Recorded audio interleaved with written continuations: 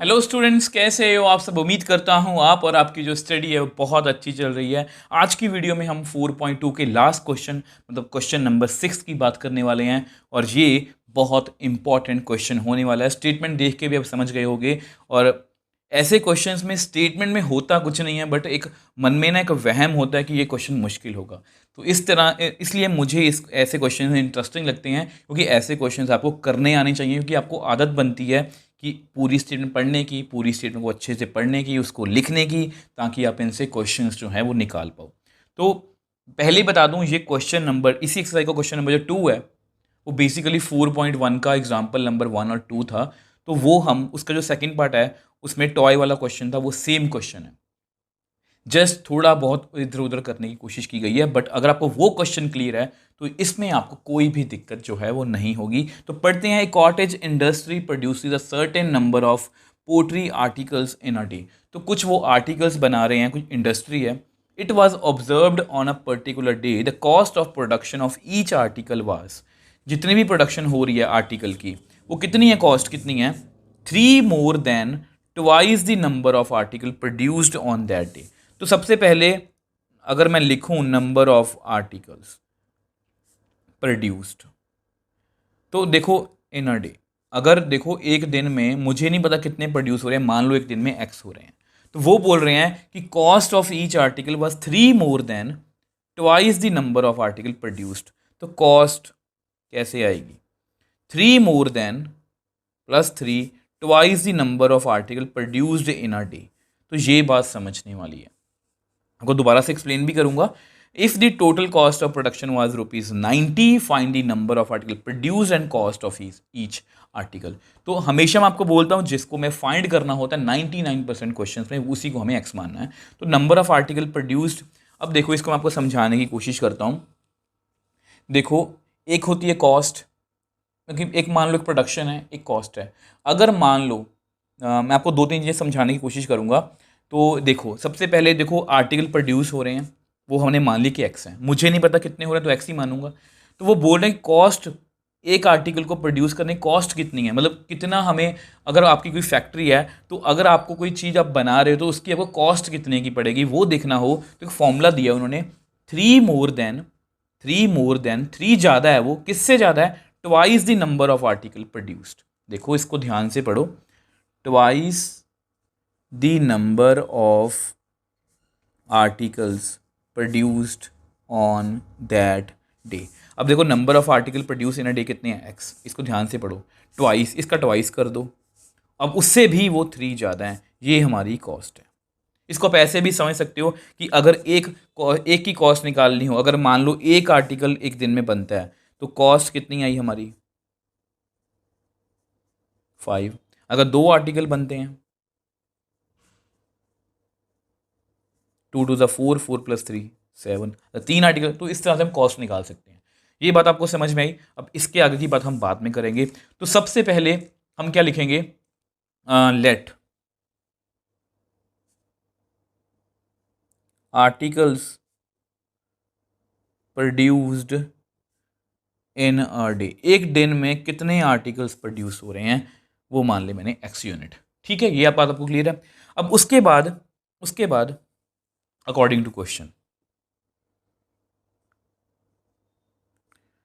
According to question, अब वो बोल रहे हैं कॉस्ट, ठीक है। तो कॉस्ट ऑफ ईच आर्टिकल, अब उन्होंने खुद बोला है कॉस्ट ऑफ ईच आर्टिकल, ध्यान से देखो, 3 more than twice the number of article produced on that day.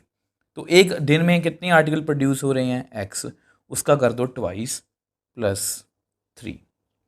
अब ध्यान से पढ़ते हैं, cost of each article is twice the article produced in a debt plus 3, मतलब उससे 3 ज़्यादा है।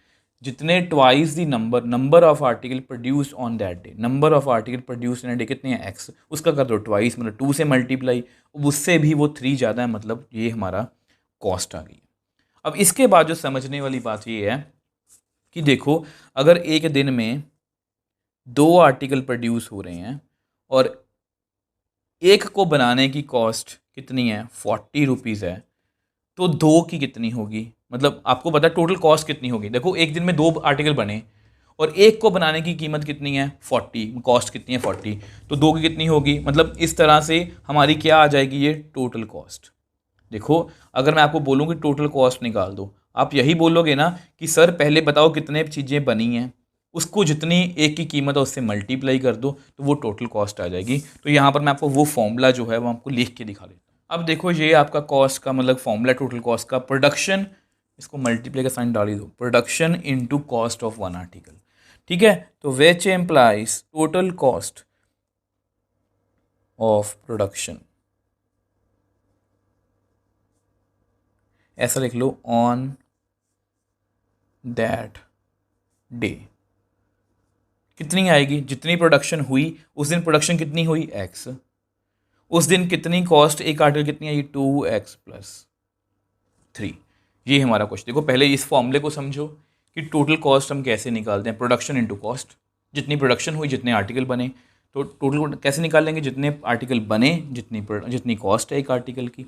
तो आपको पता है ये कितना गिवन है 90 rupees, which implies 90 is equal to, इसको मल्टीप्लाई कर दो 2x² + 3x। तो विच एम्प्लाइज, इसको ऐसे लिख लो 2x² + 3x is equal to 90, which implies 2x² + 3x -90 is equal to 0। तो ये हमारी क्वाड्रेटिक बन गई, मतलब आधा काम तो हमने यहीं पर ख़त्म कर लिया। सॉल्व करना तो बहुत इजी है। देखो दोबारा से बता देता हूँ, सबसे पहले हमने आर्टिकल देखे एक दिन में, मान लो x बन रहे हैं, ये बात समझने वाली, कॉस्ट ऑफ ईच आर्टिकल कितनी होगी, twice the number of article produced +3, मतलब जितने उससे भी 3 ज़्यादा, तो मैंने लिख के दिखा दिया। अब ये फॉर्मूला आपको पता, फॉर्मूला नहीं है वैसे, ये बेसिक सी बात है। अगर आप किसी दुकानदार के पास जाओगे, आपने देखा कि आपको पेन पसंद है, वो पेन की कीमत 5 रुपये है, और अगर आपने उसको कहा कि मुझे 4 पेन दे दो, तो वो आपसे 20 रुपीज़ ही मांगेगा। आपने 4 को 5 से मल्टीप्लाई कर दिया। सेम यहाँ पर जितनी प्रोडक्शन हो रही है जितनी कॉस्ट है, तो इस तरह से हमने ये क्वाड्रेटिक इक्वेशन बना लिया। अब इसको सॉल्व नेक्स्ट पेज पे हम कर लेते हैं। अब देखो ये आपकी क्वाड्रेटिक है, और क्वाड्रेटिक के लिए आपको आपका माइंड मैप जो है वो याद होना चाहिए। तो सबसे पहले हम क्या करेंगे, जो मैंने आपको बेसिक्स वाली वीडियो में बताया था, इनको आपस में मल्टीप्लाई, ठीक है। अगर आपको ये अच्छे से समझ में आता है तो अब इसको कट शॉर्ट भी कर सकते हो।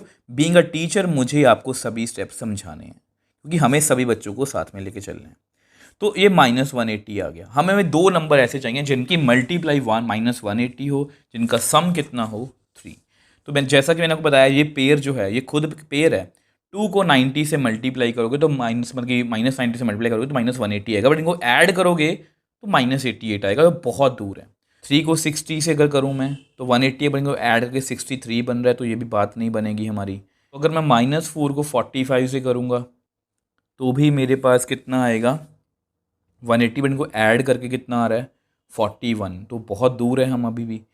तो अगर मैं 5 से छोड़ दो, 5 से भी बात नहीं बनेगी, 6 से बात बनेगी। 6 को अगर मैं 30 से करूँगा तो काफ़ी पास, मतलब 24 आएगा, अभी भी दूर हूँ।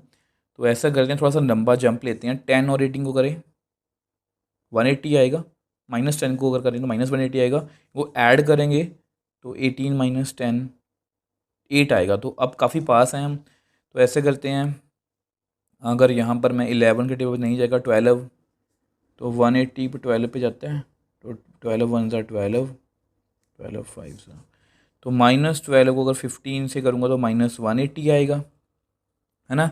और इनको ऐड, तो ये बात बन गई, ठीक है। तो मेरा पेयर मुझे मिल गया -12 एंड 15। बस आंखें मीच के लिख लिया करो, दोनों लिख ली मैंने। इनको ऐड करेंगे तो +3 आएगा, इनको ऐड करेंगे तो -3 आएगा। अब ये तो फिर गलत हो गया ना, तो फिर ये सही है, ठीक है। तो मुझे मेरा पेयर मिल गया। तो लिखते हैं 2x², अब आपके सामने है, -12 लिखेंगे +15 लिखेंगे, साथ में x, -90 इज इक्वल टू 0। तो इन दोनों को सेपरेट लिखते हैं हम, आगे वालों को सेपरेट लिखते हैं। तो विच एम्प्लाइज, इसमें से ना 2 कॉमन आ रहा है, 2x, तो अंदर x रह गया, 6 2 6 12, तो x -6 रह गया, ठीक है। अब चुपचाप यहाँ पर x -6 लिख दो। तो इसको अगर मैं 15 से मल्टीप्लाई करूँगा तो 15x, 15 6 90, तो मैंने बिल्कुल सही लिखा है। तो x माइनस 6 को कॉमन ले लो तो अंदर कितना आएगा 2x plus 15 is equal to 0। तो इसका मतलब क्या हुआ कि x माइनस 6 0 है या 2x plus 15 is equal to 0 है। तो यहाँ से x की वैल्यू कितनी आई 6, यहाँ से x की वैल्यू कितनी आई -15, x की वैल्यू 6, x कितना आ गया -15/2। अब सेम वही कहानी है हमेशा की तरह, ये रिजेक्टेड है क्योंकि x क्या है, number of article produced in a day, और नंबर ऑफ आर्टिकल्स जो हैं वो फ्रैक्शन में या माइनस में नहीं हो सकते, फ्रैक्शन में भी नहीं हो सकते। हम ऐसा नहीं बोल सकते कि 1.5 पीस बना है, 2.5 पीस बना, हम ऐसे नहीं बोल सकते, वो पूरा ही बनेगा, या एक बनेगा या दो बनेंगे, ठीक है। तो इसलिए ये भी रिजेक्टेड है। आपको लिख के दिखा दे। अब देखो ये मैंने आपको लिख के दिखाया। हमेशा बोलता हूँ यहाँ पर लिखना पेपर में लिखना अलग अलग बात है, ये नोट्स के लिए है। देखो नोट्स लिखना और पेपर लिखना ये दोनों अलग अलग बातें हैं। नोट्स में हम एक्स्ट्रा बहुत कुछ लिखते हैं अपने याद के लिए, अपने रेफरेंस के लिए, बट पेपर में हम वही लिखते हैं जो हमें ज़रूरत है। तो ये नोट्स हैं, नोट्स में हम सब कुछ लिखेंगे, पेपर में हम अपने अकॉर्डिंग कट शॉर्ट कर लेंगे। तो देयरफॉर एक्स की एक ही वैल्यू आ गई, कौन सी 6, ठीक है। तो एक्स का मतलब क्या था, आर्टिकल्स, ठीक है। देयरफॉर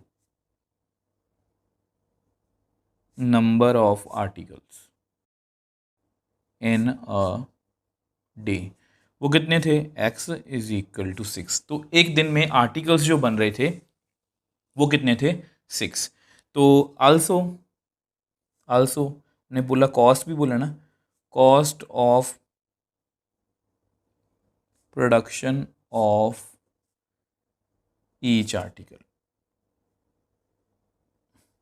वो हमें कितना दिया है, आपको पता है 2x प्लस 3, मतलब 2 इंटू 6 प्लस 3, 12 प्लस 3 मतलब 5। तो यहाँ से हमारे नंबर ऑफ आर्टिकल कितने आ गए 6, और कॉस्ट ऑफ ईच आर्टिकल कितना आ गया 15 रुपीज़।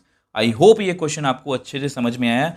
देखो इसमें समझने वाली बात बस यही थी, बिल्कुल मैं आपको बोला ना सेकंड क्वेश्चन के जैसा ही था जो इसी एक्सरसाइज का था, बट बेसिकली इसमें थोड़ा सा क्वेश्चन को उलझाने की कोशिश की गई है कि आर्टिकल्स बता दिए, चलो मान लिया वो एक्स है, कॉस्ट में वो झोल झाल था कि वो क्या था, twice the number of article produced in a debt plus 3, मतलब 3 मोर देन, उससे भी वो 3 ज़्यादा थी, मतलब 2x प्लस 3, वो समझ लिया। उसके बाद तो ये सब कुछ हमारा क्वेश्चन जो है वो इजी है। आपको टोटल कॉस्ट का मतलब पता होना चाहिए। देखो बेसिकली ये क्वेश्चन आपको तभी कर पाओगे जब आप इस क्वेश्चन को फील कर पाओगे, जब इसको आप समझ पाओगे अपने, जब आपके दिमाग में एक अच्छे से पिक्चर बैठ जाएगी ना, उसके बाद आपको ऐसे क्वेश्चंस में कोई भी नहीं हरा सकता। मतलब ऐसा कोई भी केस स्टडी क्वेश्चन नहीं है जो आप नहीं कर पाओगे। आई होप इसको आप अच्छे से समझ पाए हो।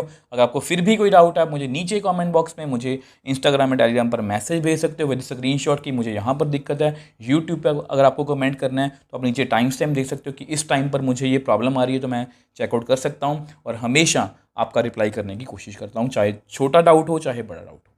अगर आपको वीडियो थोड़ी सी भी हेल्पफुल लगी तो वीडियो को लाइक कीजिए, शेयर कीजिए और चैनल को सपोर्ट कीजिए।